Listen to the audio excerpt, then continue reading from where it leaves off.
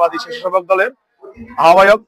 আমরা গত 17 বছর এই দলকে ভালোবেসে অনেক বাধা অতিক্রম করে দলের জন্য নিবেদন ছিলাম। অনেক মামলা হামলা আমরা শিকার হয়েছি। আমরা আজকে যেখানে উপস্থিত হয়েছি সেটি হচ্ছে আমাদের অমরনগর ইউনিয়নের কৃতি সন্তান নোয়াখালী সেনবাগ সোনামণি আংশিক আসনের বাংলাদেশ জাতীয়তাবাদী দল বিএনপি থেকে মনোনয়ন প্রত্যাশিত।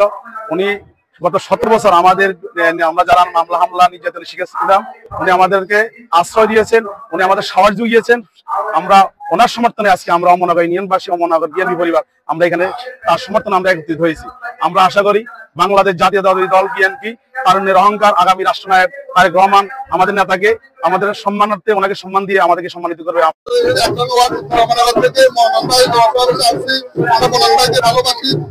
আমাদের প্রিয় ব্যক্তি, সমাজসেবক, বিশেষ করে তাই দুদিন এসে আমাদের পাশে ছিল। আমরা তাকে মনোনয়ন প্রত্যাশী। আশা করি তারুণ্য অহংকার তারেক রহমান মনোনয়ন ভাইকে আমাদের সোনামণি সেনবাগ আঞ্চলিক আসনে মনোনয়ন ভাইকে নময়ন দিয়ে আমাদেরকে এক পুত্র অধিকার একটা ভালো যোগ্য প্রার্থী দিবে, সে আশা করি তারেক রহমানকে আমাদের এই আহ্বান থাকবে। অমরনগরবাসীকে আমরা ধন্যবাদ। ইনশাআল্লাহ আগামী দিনে তারেক রহমানের সকল নির্দেশনা বাস্তবায়ন করার জন্য 5 নং অমরনগর ইউনিয়ন বিএনপি তথা সোনাইমুড়ি উপজেলা বিএনপি প্রস্তুত আছে, ইনশাআল্লাহ থাকবে। 5 নম্বর ইউনিয়নের আমাদের উন্নয়ন চাই মনোনয়ন ভাই, আমরা মনোনয়ন ভাইকে চাই। আমরা সবাই জয়যুক্ত করি, মনোনয়ন ভাইকে জয় করতে চাই।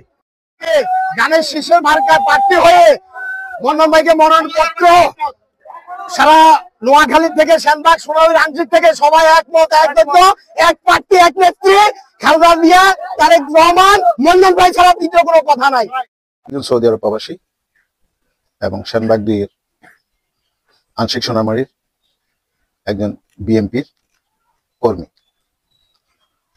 আমাদের ভারপ্রাপ্ত চেয়ারম্যান উনি 31 দফা বাস্তবায়নে বাংলাদেশের সর্ব অঞ্চলে সর্বজেলায় বাস্তবায়ন করার জন্য সবাইকে ঐক্যবদ্ধভাবে প্রতি ঘরে ঘরে গিয়ে সবাইকে নিয়ে এই 31 দফা কি, 31 দফার কাজগুলি কি কি হবে, দেশ মেরামত এবং দেশের উন্নয়নে যে কাজগুলি করব। আজকে আমার অমরনগর 5 নম্বর ইউনিয়নে আমি ছোট পরিষদে একটা মিটিং ডেকেছি। সেখানে আমাদের 31 দফা নিয়ে কথা হবে এবং সবাইকে এই মেসেজটা দেওয়া হবে যে ভারপ্রাপ্ত চেয়ারম্যানের আগামী দেশ উন্নয়নের যে কাজগুলি, দেশ মেরামতের যে কাজগুলি করা হবে, আমরা সেই ব্যাপারে আমাদের সাধারণ জনগণকে আমরা বুঝাবো যে 31 দফা নিয়ে দেশ উন্নয়নের যে পরিকল্পনা হাতে নিয়েছে ভারপ্রাপ্ত চেয়ারম্যান, আমরা ওনাকে সবাই মিলে একত্রিত হয়ে সহযোগিতা করবো। আসসালামু আলাইকুম।